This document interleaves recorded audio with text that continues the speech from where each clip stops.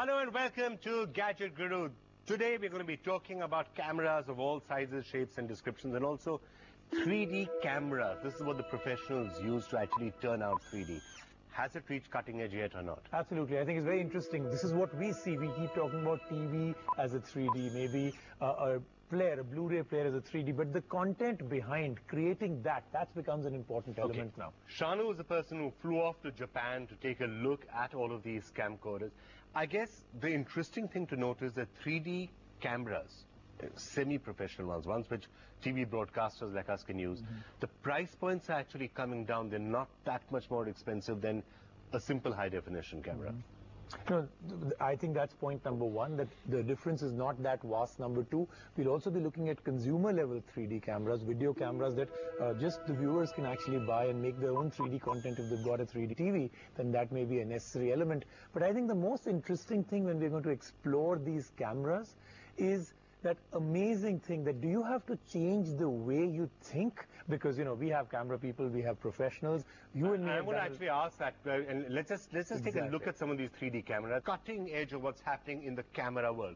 These are 3D cameras, and whatever they are doing, whatever changes you're seeing in the camera world, eventually will translate into what you can see with your eyes.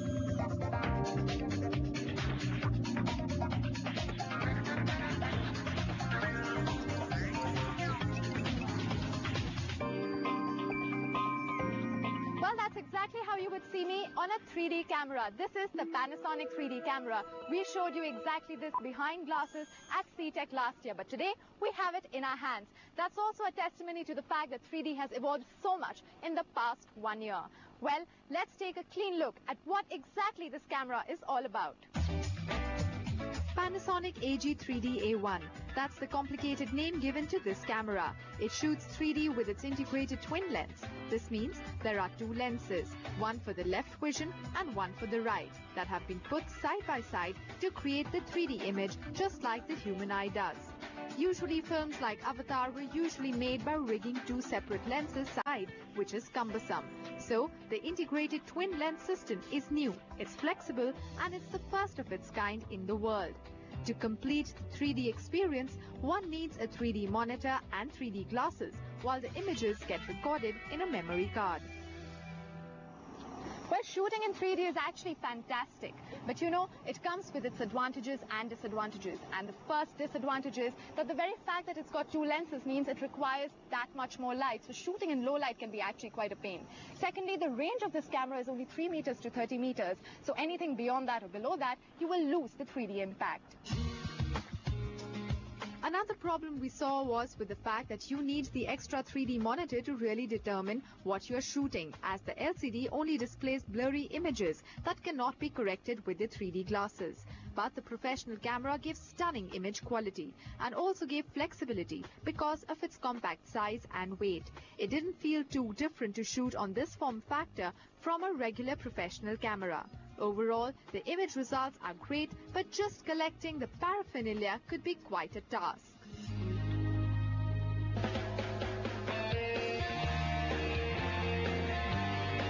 While we got to dabble with the professional camera from Panasonic, we landed up in Japan. Why? Because Panasonic is all set to launch the 3D camcorder. Well, yes, it is the only one in the world and of course the first one too. I'm going to write in before the seminar starts and show you what this camera is all about.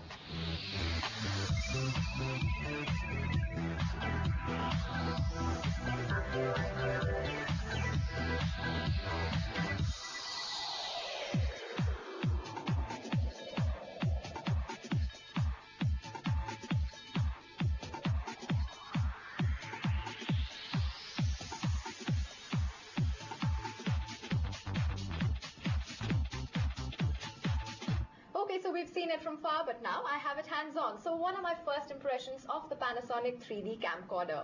Well, I like the look. It's very clean and simple. The lens might look a little odd, but that's because we've never seen a 3D camcorder before. So when we get used to it, we will get really adjusted to it.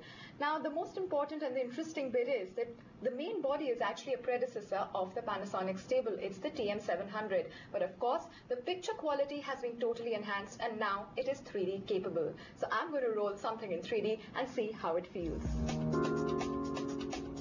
If you try to attach the 3D conversion lens to the regular TM700 or any other predecessor of the Panasonic family, it will not be possible. The twin 3D conversion lens has been made specially to fit the SCT750. But the good thing is that when you remove this lens, you can also shoot in 2D. The touch LCD display shows the image recording to the left eye perspective, which means you see the image in 2D. And that could be a problem when you shoot in 3D, as you will never really know what your exact frame is until you hit the edit table. But that is one thing Panasonic has taken care of, the post-production. The 3D camcorder comes with an editing software HD Writer AE 2.61, which will help you easily edit your home videos. But like all 3D cameras, this too will need a 3D TV or the Panasonic 3D Viera to watch its effect by simply connecting an HDMI cable. Panasonic has left no stone unturned in its capacity to make sure that the 3D technology reaches professionals and households alike. In fact, they have gone a step further to make it easier to use with bundled editing softwares.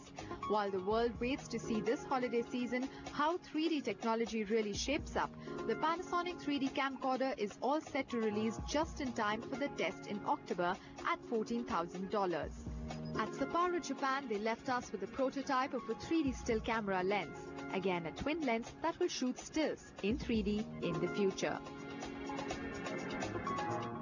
Well, 3D might have been the highlight at this meet in Japan, but Panasonic had a lot more to offer, whether it was camcorders or even still cameras. Panasonic SDX1. Panasonic went the light way with the world's lightest camcorder weighing only 0.5 pounds. But it was heavy in features and image quality. This half-palm-sized camcorder records in Full HD and also boasts of Panasonic's intelligent auto mode. It automatically selects the most suitable of 6 shooting modes at the simple press of a button. Hybrid OIS provides more accurate handshake correction with its 4-axis blur detection, helping to steady images even when zooming or shooting a moving object. But the best part is that you can also double it up as a web camera with built-in capabilities for internet video calling. And that is the interesting feature, a camcorder that immediately and easily connects to the web for you to share your moments ASAP. Connect to Facebook or YouTube with a simple plug and upload capabilities.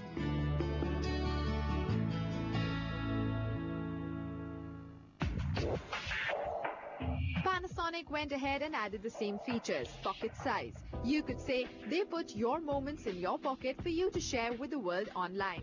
The Panasonic TA1, a pocket camcorder that also shoots video in HD and shares them as easily as the SDX1 on YouTube or Facebook. You can also use it as a webcam to connect to Skype. There is